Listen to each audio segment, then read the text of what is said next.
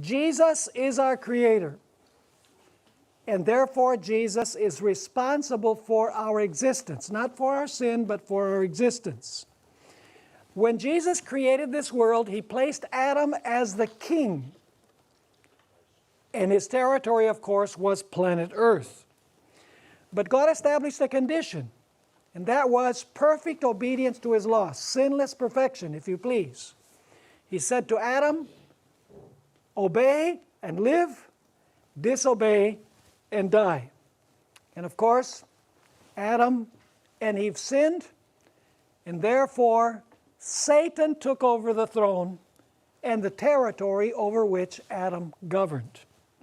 Therefore, the human race needed a Redeemer, someone who would pay the price to buy us back from slavery, who could pay the price to recover our lost possession.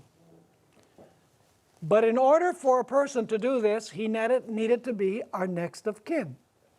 Leviticus 25, verse 25 tells us who only could redeem a lost possession, that is, territory.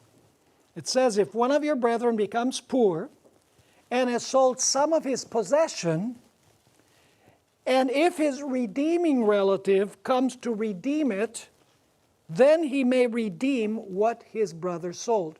That word redeem in the Hebrew means to buy back by paying a price. In other words, you pay a price and you buy back what was sold. All human beings actually sold their possession because we all sinned after Adam sinned, and therefore only a next of kin can recover the lost possession. Within the human race, there was no one who could redeem the lost possession and could redeem the human race from slavery, because all became slaves. At the top of page 5, we find in Romans 3, verse 10 and verse 23, there is none righteous, no, not one. All have sinned and come short of the glory of God. So this is the real reason why Jesus became a human being, because He had to become our next of kin. You see, only a next of kin could redeem the lost possession, and people had sold themselves into slavery. So Jesus had to become our next of kin. Let me ask you, when Jesus was in heaven before His incarnation, was He our next of kin? No, because He did not have human flesh. He was not a human being.